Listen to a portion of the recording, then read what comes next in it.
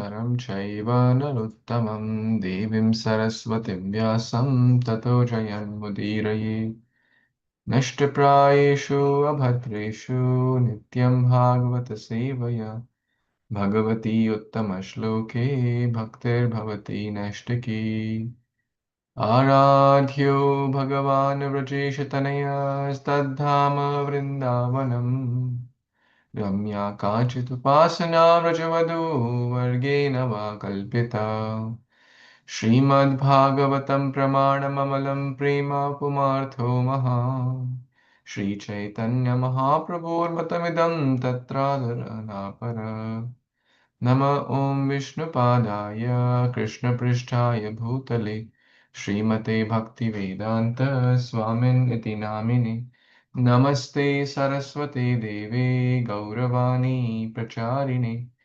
निर्विशेषशून्यवादी पाश्चात्यदेशतारिणे Shrikrishna Chaitanya Prabhu Nityanand Shri Advaita Gadadhar श्रीवासादि गौरभक्तवृंद Hare Krishna Krishna Krishna Hare Hare Hare Ram Ram Ram Hare Hare.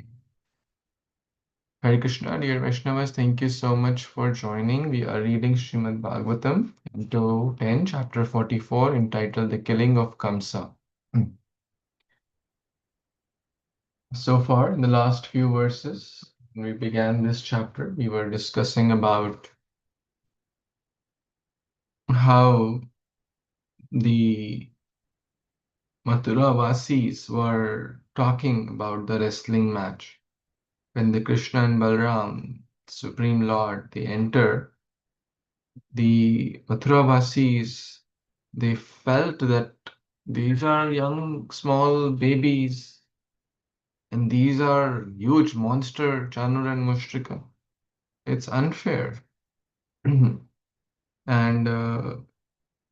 we were discussing about that it's very irreligious for the members who are witnessing this. So the king has responsibility, right? So this should be not be done. It's very, very irreligious. I'm forgetting if we read text 6 or 7. Anyone recalls? Radha Biharani Mataji, do you recall if we read the text 7 or not? I didn't join the Friday class, Prabhuji. I'm not sure. Okay. So text 6 we certainly read. The moment we're saying this is an unfair match between the strong and the weak. The match has not yet started, but the wrestlers were saying that Chanura will fight with Krishna and Mushtika will fight. The fight has started and they are fighting like two huge elephants, head to head, fist to fist, knee to knee, chest to chest. Like it's like very, very dramatic and like an action movie. All the sources of martial arts originate from Krishna. All the actions originate from Krishna. Balam balavatam chaham. He's the Adi Purusha. He's the original. So the women were saying this is unfair, right? A 10-year-old fighting with a 25-year-old is very unfair.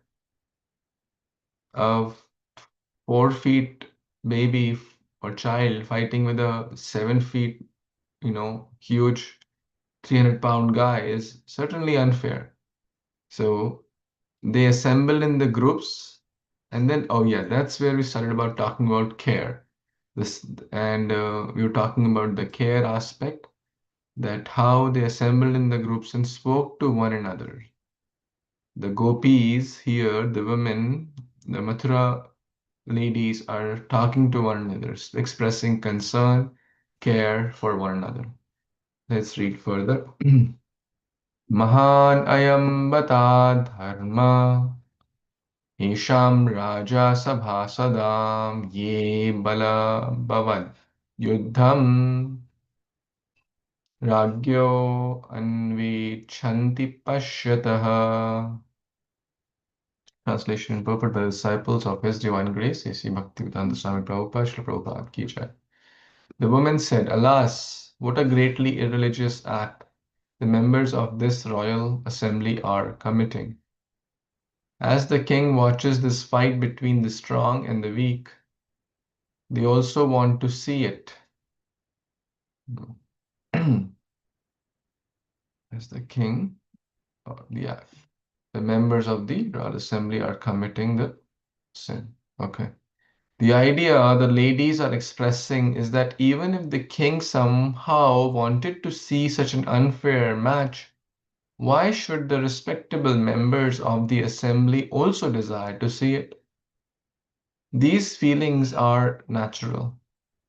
Even nowadays, if in a public place we find a violent fight going on between a very strong, large person and a weaker, smaller person, we are aroused to indignation.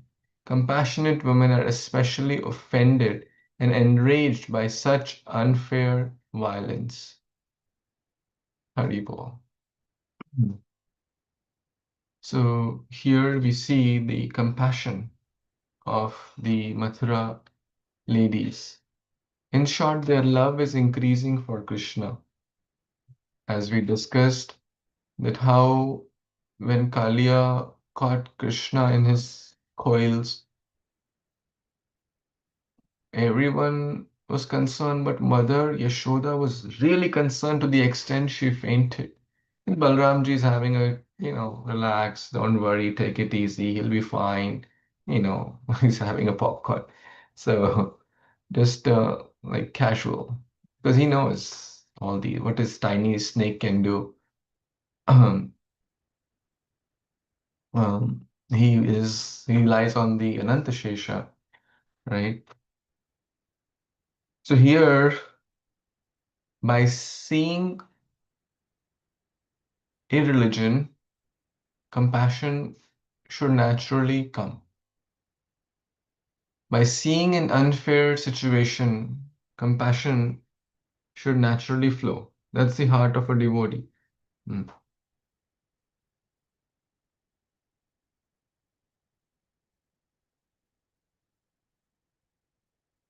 And this is very relevant in today's day and age. Sometimes we may not be in a position to make a change. Like the king has ordered this to happen. They're saying, okay, even if the king has ordered, but all these royal assembly people, can't they do something about it? They are just watching like blind, or like they're just blind to king's order. If king will say, go to hell, you'll go to hell. So here is also in a beautiful lesson that one should not have blind faith in the leader. Because if the leader does something wrong, the ministers this next are supposed to be the ones who are supposed to guide him, right? A good king should have good ministers and take counsel of those. But we know people like Ravana, Kamsa, Duryodhana, they don't believe in counsel. My way is the right way. There are only two ways. Or what do you say? There are only two opinions, mine and wrong. You heard that? There are only two opinions, my opinion and the wrong opinion. That means my opinion is the right opinion. That's the Ravana mentality, or my way or the highway, right? So Kamsa had that kind of thing. Ravana had that kind of thing. Vibhishana gave good advice, he didn't listen. But Vibhishana did not follow, right? Vibhishana did not choose to follow if he didn't believe in that. When the war of Mahabharata was about to begin, Yudhishthira Maharaj boldly declared, if anyone feels that people on the other side are on the side of Dharma, they can go there. If from the other side, if anyone feels that this side is on dharma, you can come here. No hard feelings. That's, that was the previous day and age. But long story short, we should not have blind faith. We should, because even the leaders are humans, right? They may make mistakes. If it's unintentional, if it's accidental, it's a separate story. But if it's something else, like Kamsa, like mentality is wrong, then right measures, right steps are there. In a mature way, one should learn to handle. So, and if we see some injustice going on, in a mature way, we should learn how to handle that, not just close our eyes. I'm not saying to protest, I'm not saying to fight, I'm not saying one has to see, there's no like one right answer, therefore the right word I'm using is in a mature way. And always take guidance how to deal based on the severity of the situation.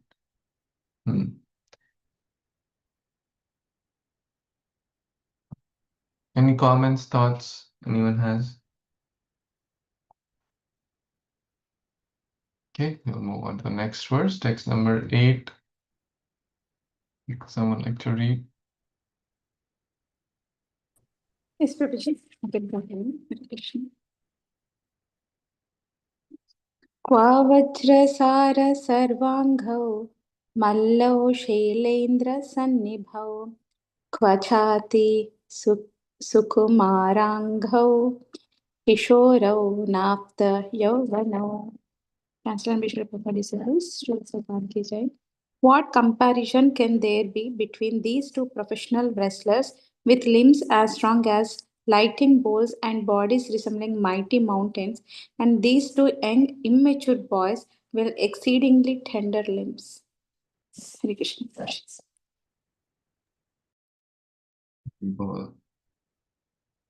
I think we kind of covered this, the compassion, the unfairness in the situation. We know Krishna, Balram, their limbs are harder than the hardest substance and softer than the softest. It depends on whom they are reciprocating with. Vajrad api kathorat, kusumat api komalat. For the gopis, for the Mathura women, they are, like for a mother, the child is very soft. So here they are feeling Krishna and Balram, they are just two young boys with tender limbs. Small boys, small kids have tender limbs. They are not going to like they don't have this huge muscle and strength like these monsters or these huge two professional wrestlers. Krishna and Balram, they are playful wrestlers. Right? But these Chanura, Mushtika, Shala, these are professional wrestlers. There's no match here. So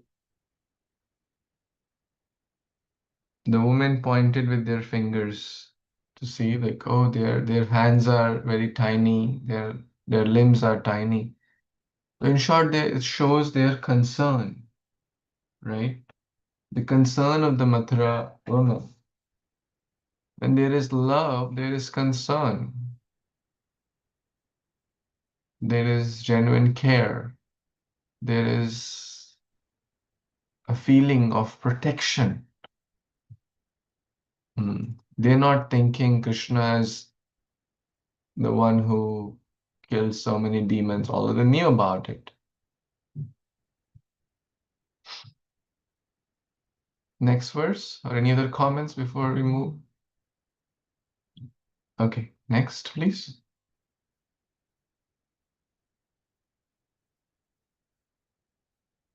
Ain't.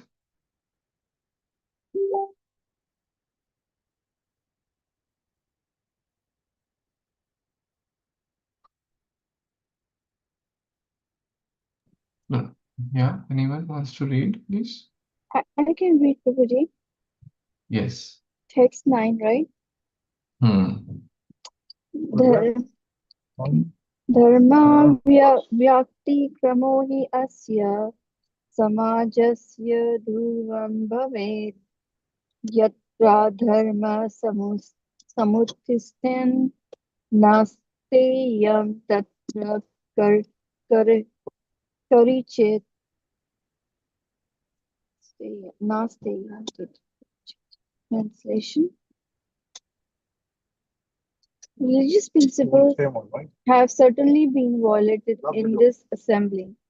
One should not remain for even a moment in place where irreligion is flourishing. Wow. These are powerful verses, right? Yes. Any comments anyone has here?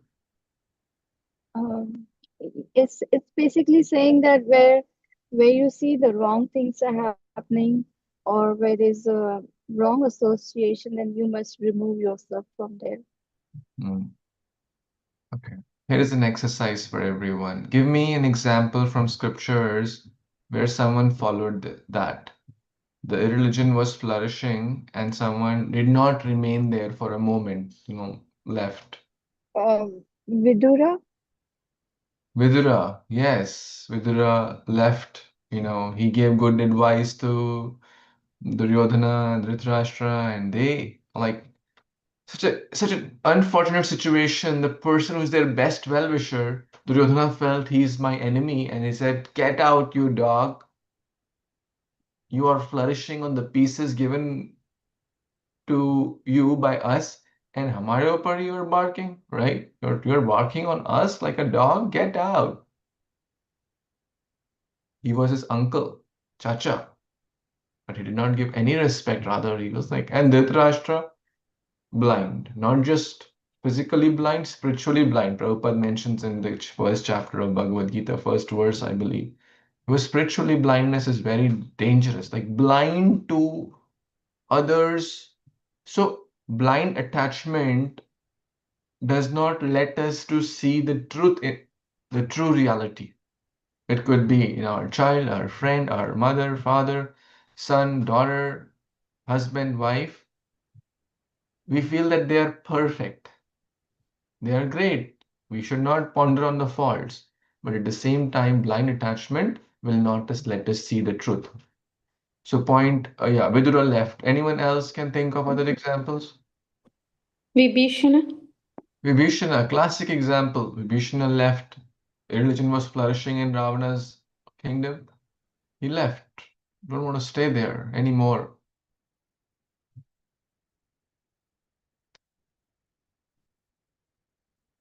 And any other examples which are close in this connection? I don't know if it's in this connection, but Prahlad Maharaj, like, he didn't follow his father in the wrong. Who? Prahlad Prahlad Maharaj? Maharaj. Yeah, interesting. Yes, he didn't obey to the wrong advice of his father or gurus. Or we see here, the king, was named Dhruva's father, Uttanpad. Uttanpad remained there for the wife was doing an irreligious act by shouting at the stepson, but he remained silent. He should have immediately taken action because he was in power. The one who is in power, if they are henpecked, not a good idea. Hmm? And then later he had to suffer the consequences also. So, long story short, one should, one should not stay in a place where irreligion is. One should not accept money from irreligious sources. I was, in some classes with the GBC college team. So they were sharing that Prabhupada never wanted money through religious sources. Even if it is $10 million, someone says, oh, this $10 million, but it's wrong. No. principles are important.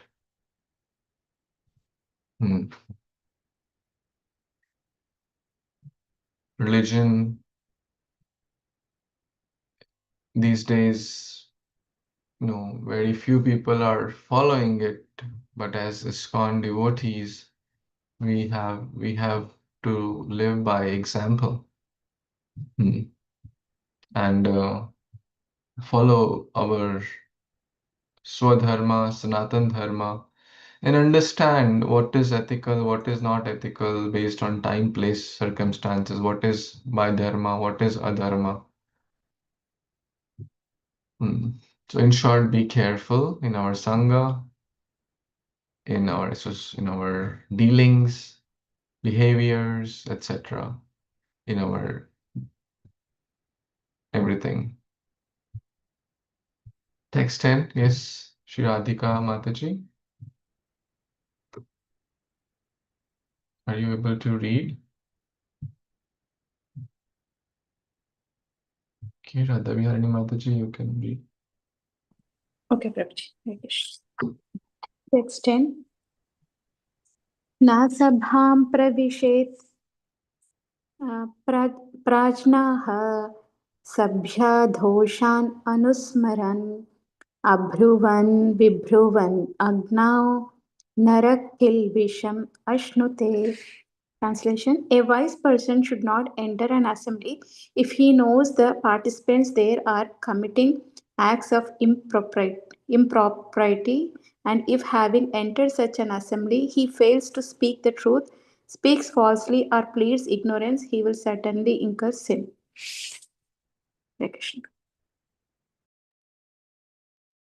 What do you say, Mataji, of this verse? So here it's mentioned that if we know that there is a wrong thing they are doing in that assembly, and we cannot speak the truth there, then we are not supposed to there, because by not speaking truth also and speaking falsely also we get the sin, even though witnessing the situation there, which is a irreligious thing, that witnessing also will incur sin. So even though we are not doing anything, but by seeing it also we'll get the sin property. That's what I understand. Thank you. It reminds me of Lord Shiva and Daksha Yagya story. Lord Shiva did not go in that assembly because Daksha did not respect Shiva. It's not that Shiva wanted respect, but Daksha was envious. And he realized going there would cause havoc. He told Sati, Baba, don't go. You'll face wrong consequences. He said, no, I'll go. And then they had a fight.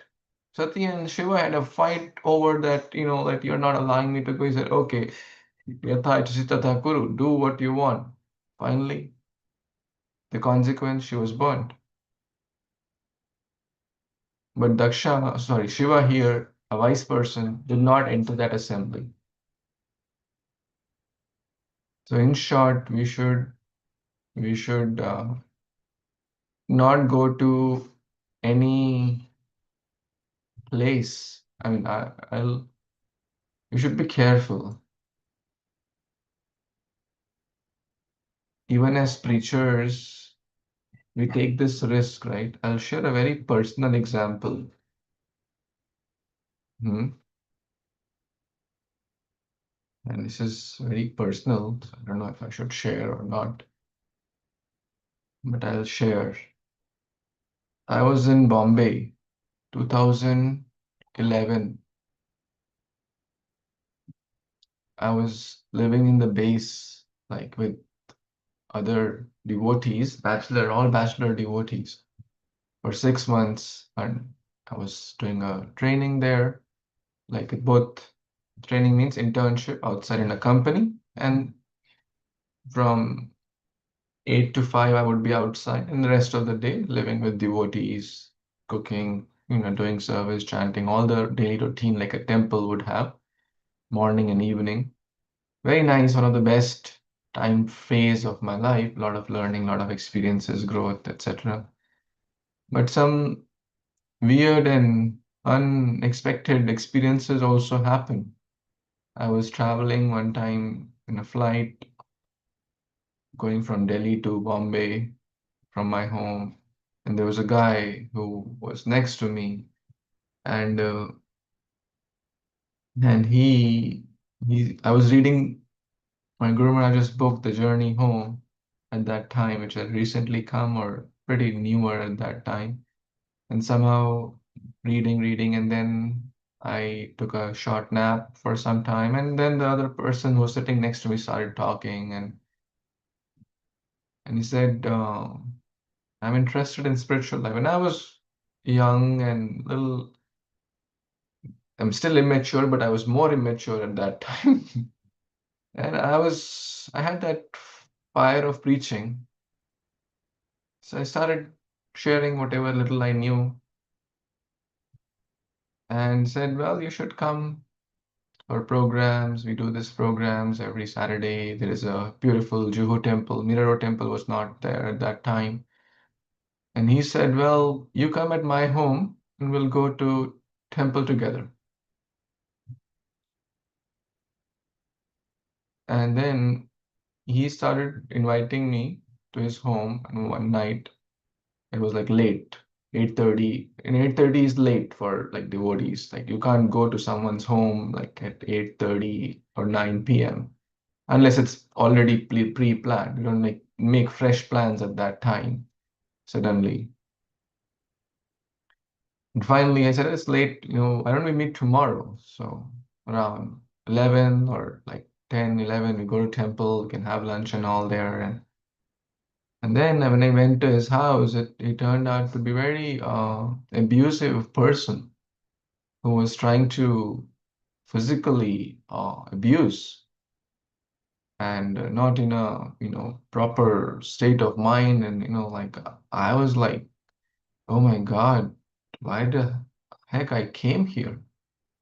I should have been mature to not enter.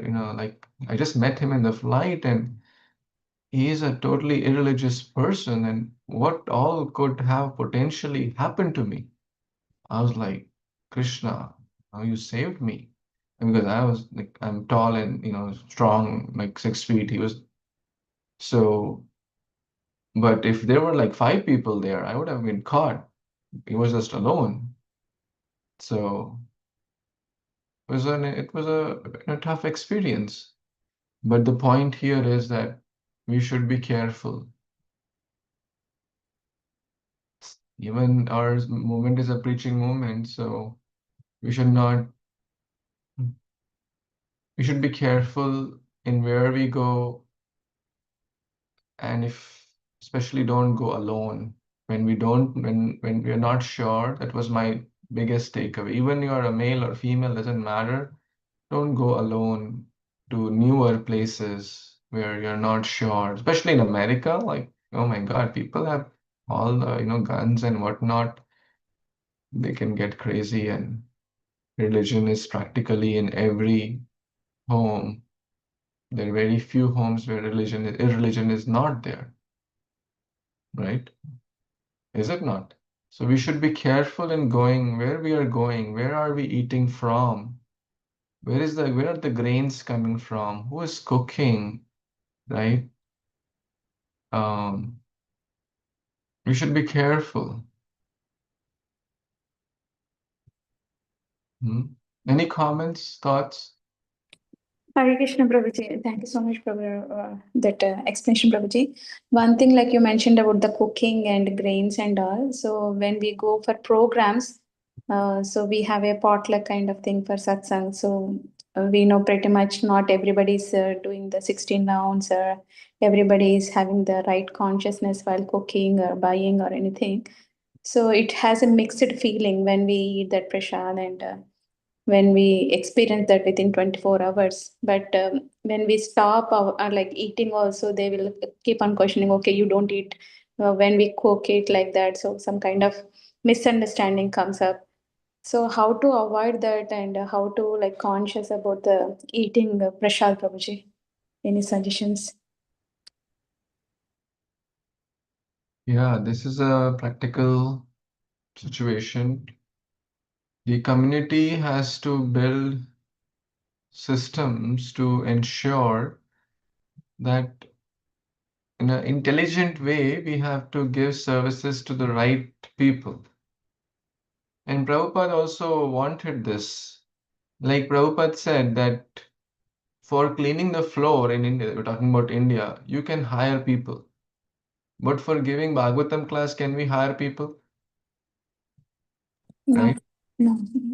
So I've been to so many temples in India, and practically in every temple there is a paid staff for washing the floor, cleaning, mopping, jhadu, pocha, all that. But so there are certain things which, and that's also service, but it's a different service because they are getting earning. That's fine. They also become devotees because. But coming back to your question, we should not give the cooking service to everyone. For example, will we give the Bhagavatam class service to everyone? No, Prabhuji. We'll be selective about it. It's Yes. not that it's about control, right? They are eligible, but at the right stage. It's not that only Radha Bihani Mataji will give class or only Shobhulas will give class. Not at all. That's never the intent. But at the right stage, right? So it's not that they're not allowed, they're not empowered, but there should be some systems in place. If the systems are not there, like tomorrow someone will say, oh, I want to go do Aarti on the altar. Why are you not allowing me? You can, absolutely. Everyone is allowed. But there are some systems. You learn the process. And we say that in a very nice, polite way. Recently, I was hearing a class. Ms. Grace Nitai Sevani Mataji was talking about sadhana and sadachara. So what we can say, she runs the school, right? Divine Touch School, you know that. So sometimes the kids bring, oh, ma'am, I brought this nice prasad or nice food for you. I made, my mom made, it's my birthday, it's my this, that, any special occasion they bring. Now, she was explaining sometimes devotees may become insensitive and to say, oh, you don't know? I'm a devotee? How dare you give me this? This is outside food. This is not cooked with proper consciousness. You are eating meat. I can't, take from your hands and all that. And you don't know the standard. And what will they feel? They will feel very, very bad, right? But just because they will feel bad, we dilute our standards? No, that's not the case either. She said, well, you can politely take it, right? She accept, thank you so much, my dear child, for so thoughtfully thinking about me. And then she gives the food to someone, some other teacher's help or whatever. That's what she does. And with time, people understand. That's one thing. Now, in programs, how to do? I would say someone has to take in charge, like the leaders, right? Because leaders have to set the system. So if you are the leader for Prasadam, you know, someone has to speak up that things are not that something needs to be done. It needs some improvement. Someone has to take that initiative, right? That there is a need for improvement here. And knowing the community, there are enough devotees to cook. Enough devotees means they're like who are following, at least 4 rounds. They may not be chanting 16 rounds, but if they're following the four regulative principles, they're chanting a few rounds and moving on the right transition, like step by step. Mm. And it's not that they were doing all the wrong things or not so good things, and today they just wanted to cook. So we should be careful who is allowed to cook. Who is allowed to cook? And others, they are not deprived of service. You can do so many other things. Get the flowers, get the water, get the plates, spoons, cups, mats, arranging those. Fruits they can bring, cut fruits is fine. They can bring some yogurt, etc. That's also fine, because that milk products are a little bit So we have to intelligently develop a systems. Systems are required, especially when congregation grows. Otherwise, imagine it's like a company, international society or organization. We're an organization. And if organization is growing, there are no systems, there will be chaos. Right? So we have to build systems. That this is the system for prasadam. This is a system for kirtan. This is a system for giving class. And then hold people accountable to it. Right? Same for book distribution. There is a system, right? How to accept money, which all books to have, right? Reaching on the right time, how to set up a table, taking permission. It's all is a system there. It's not that randomly, oh, I chose to go, and oh, I forgot the payment card, oh, I forgot the books, oh, table is missing. That means there is no system. So develop systems, encourage new people to do things which are okay, and you can have a list. These people who are and it can be one-to-one during the training, and then you encourage that, tell them, I was like in your shoes 5 years back. I understand that you have a great desire to cook. Encourage. You want to cook. There's such a glorious thing. You want to serve. This is so nice. I was in your shoes just few years back. I'm just beginner too. And you can also, so I would say you start chanting 2 rounds daily and Mhm. So begin with the right things and then keep inspiring them, keep encouraging them. And before they say they want to bring something, you can say, okay, can you bring fruits for this festival? Can you bring water? We need 2 cases of water. Can you please bring? Can you bring juice?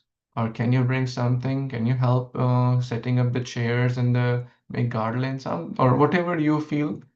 So set up those so that they feel that they are valued. They feel they are encouraged. They feel their presence matters, right? These are all feeling people want. They don't feel, oh, I'm just like a guest. When people feel I'm just like a guest, they will not be into it. Oh, I'm just a guest. They don't consider me in the inner circle. Then the people want to be in the inner circle. They want to serve. That's why. But we intelligently develop systems so they don't feel bad.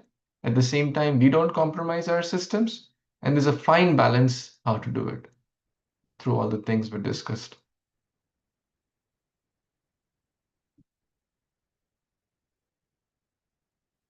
Any thoughts, Mataji? Is it making some sense? Thank you so much, Prabhuji.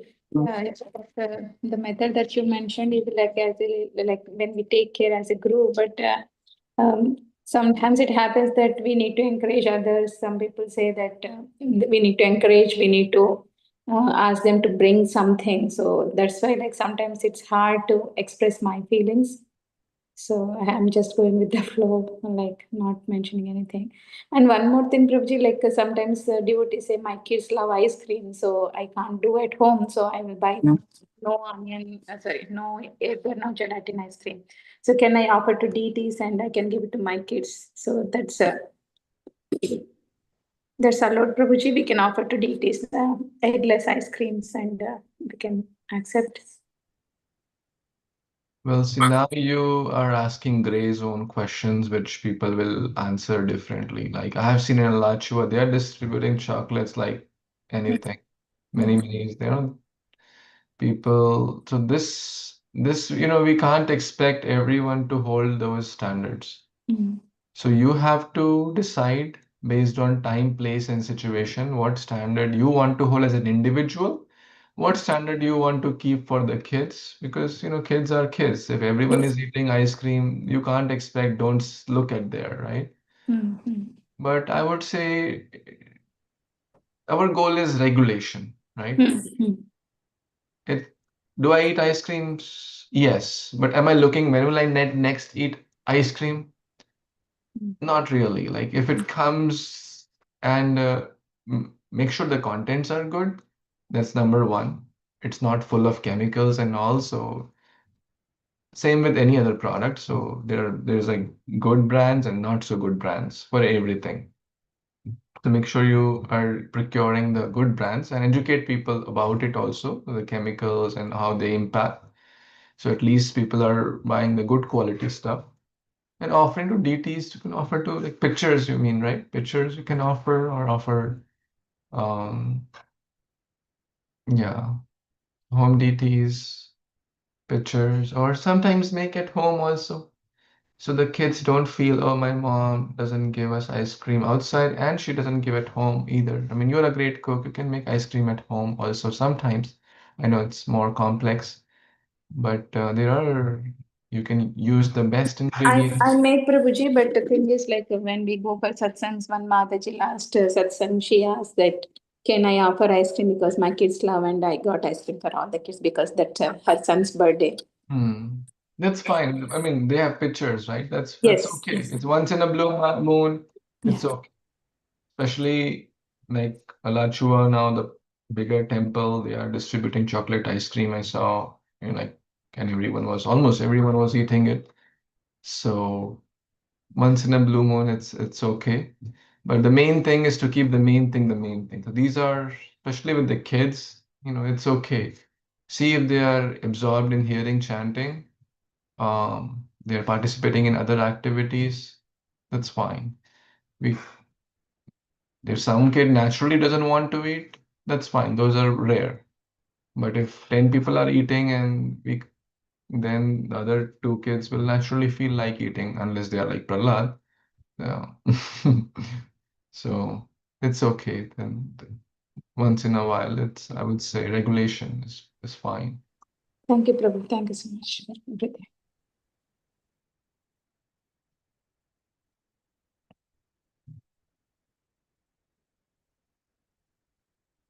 Yeah. But for the prasadam, like overall, systems should be there, especially now you are planning to have you're starting fresh, maybe in the new building. So I would say, as your humble well-wisher and servant, think of systems. Other Matajis want to come and cook, yeah, they can help in cutting, washing, so they feel part of the community. But the cooking should be done by more mature, experienced devotees who are following, right? That's my humble suggestion. And now I think the problem will be less of potluck and more of like joint cooking. I don't know what your plan is. That was just my thought. Yes, yes, Prabhuji. Not completely clear, Prabhu. Still, like we are working on the property improvement and all because it's a old building and all. So Sure. we don't know how it goes. Yeah. But keep the spirit strong. When there is a strong spirit, don't let the spirit die. Yeah. This area needs improvement. And if the best thing is to make people aware. Why is it important? Prabhupada was always focused on, like, he gave one apple in the beginning himself. Later, he gave many, many things, but initially that's all he could do. So a healthy balance is required. And the community also, their quality and quantity should also grow, right? Okay, just because we were doing a thing 3 years back, that doesn't mean we have to keep doing the same thing now, right? 3 years back, it was a different situation. 6 years back was a different situation. But we are also meant to grow individually and collectively.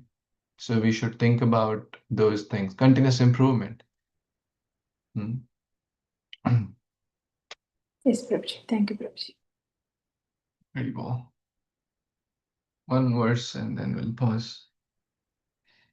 Valgata shatramabhitaha Krishnasya vadanambujam Vikshyatam shrama varyuktam Padma kosham ivam bubhi.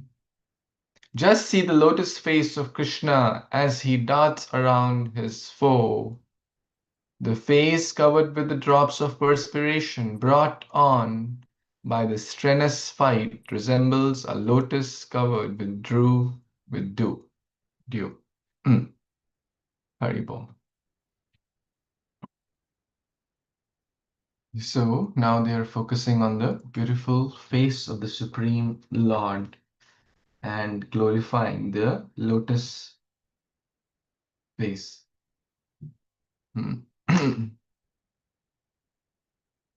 I'm going to read something from Vishnu Thakur's commentary for text 10 and 11. Another group of women, quoting the rules of the scriptures, they're saying, there are groups of women talking to each other. We have committed offense by coming here.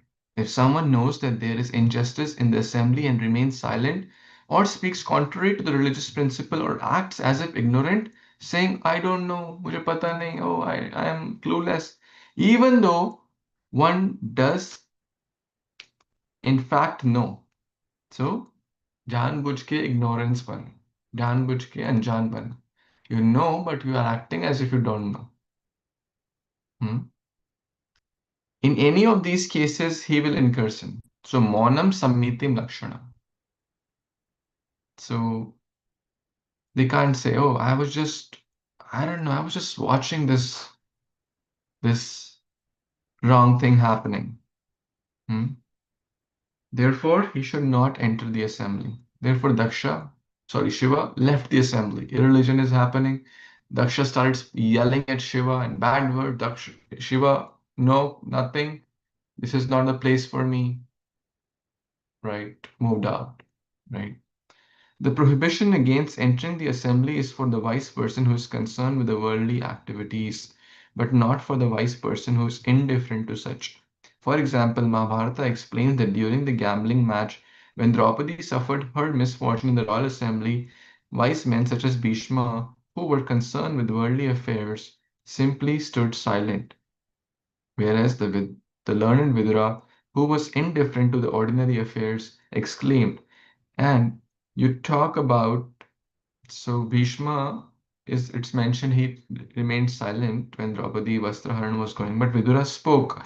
And you talk about religious duty. Thus, all the wise person in the wrestling arena are afraid of Kamsa. Because they are overly attached to worldly affairs. Why did Bhishma could not say anything at that point? When was the answer? When Draupadi Vastraharan was going on?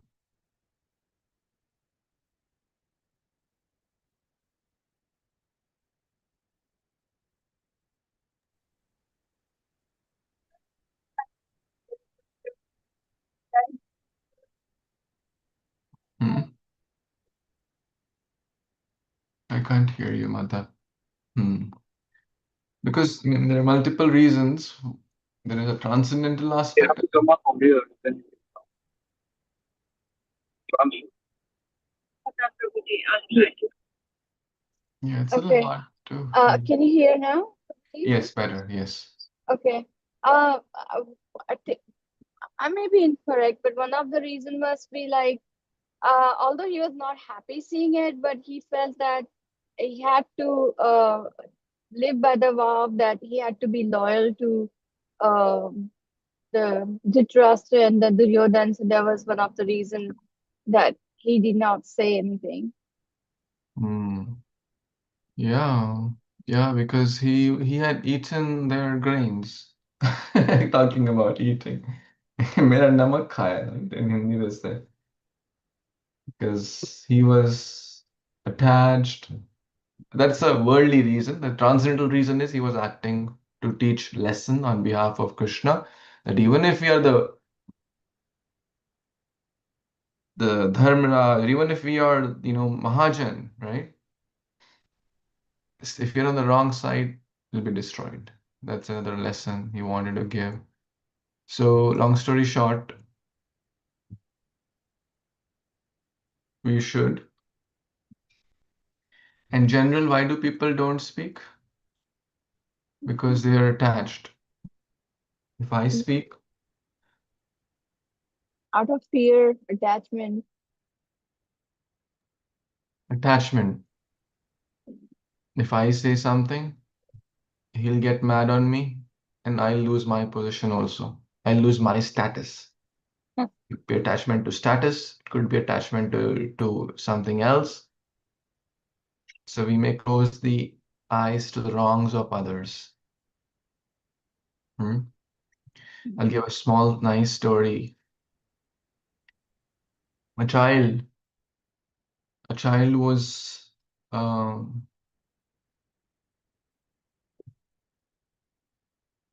he used to do small things, small wrong things, small irreligious things like stealing, sometimes a pen, sometimes cookies from the market, right? The mother would not make a big deal out of it. And one may say, yeah, it's not a big deal. Maybe a $1 pen he stole, right? What do you say? Big deal? Not big deal. Hmm. It's a big deal because if he's not stopped now, then in future he will do more wrong things. Yeah. So this guy later became a seasoned thief. And now he started stealing bigger things like diamond necklace, like cars, homes. And then one time he was caught. Till what point he will not be caught? He was caught and he was put behind the bars. And he said, "Do you have anything you want before you put behind the bars?" He said, "Oh, I want to meet my mother." And he met mother and he ate her ear, right? And he was really mad at her mother, about to beat her. He said, "What happened?" He said, "If you would not have been blindly attached to my short, smaller, irreligious acts, this day would have not come. If you would have chastised me, if you would have scolded me when I was a 7-year-old and stole my pen first time, and then I became later stole a bike, you didn't make a big deal. And this habit, you didn't teach me that I was doing wrong. Why? Oh, my attachment. Aham mamiti, mera bacha. Arey, one pen, not a big deal, right? Don't do it. Careful. You know, as we say, spare the rod, spoil the child, right? You heard this? Spare the rod, spoil the child. So too much pampering is good till a certain age, but after a certain age, at the right age, the right habits will lead to right impact. So that was from the previous verses. Now they are talking about the lotus face.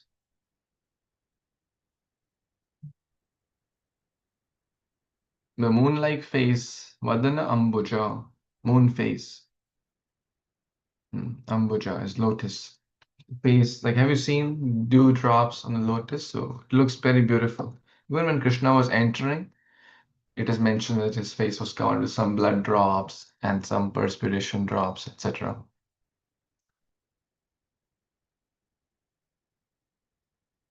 Where did the blood come from when he was entering?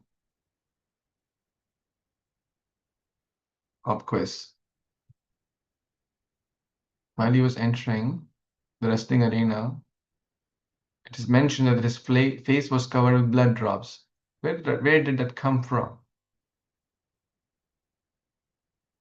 By killing Kuvalaipada?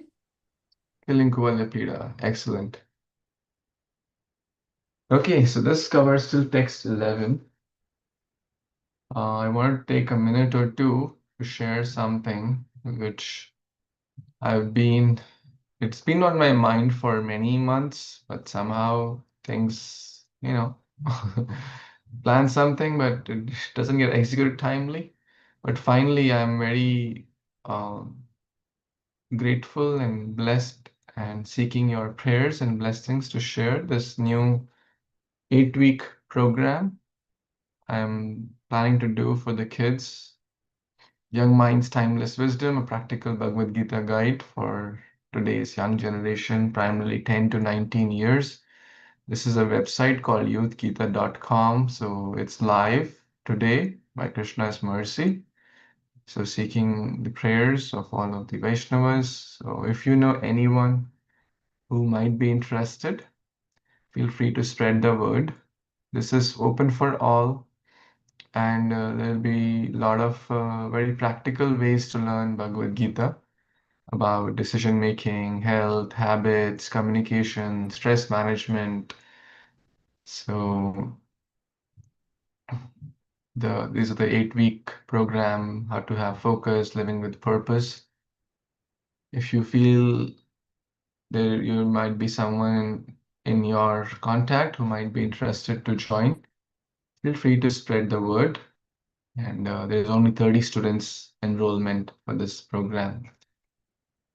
So just thought to share with you, as I consider you as my friend, well-wisher, and suhrid and worshipable. So thank you. Please pray for this initiative.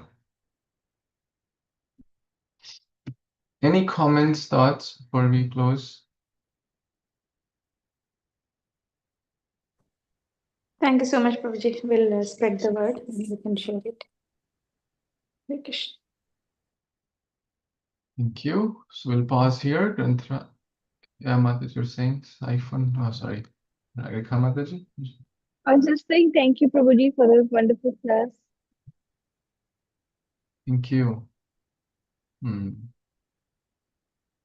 Thank you, Mataji. Thank you, Prabhuji, also, for you were there in the call, hearing. Grateful to you as well. Śrīmad-Bhāgavatam Purana ki jai, Jagat Guru Śrī Prabhupada ki jai, Samveti Gaur Bhakta-vrinda ki jai. Vanchakalpatarubhyascha kripa sindhubhya eva cha patitanam pavanebhyo vaishnavebhyo. Thank you. Hare Krishna. Thank you so much, Prabhuji.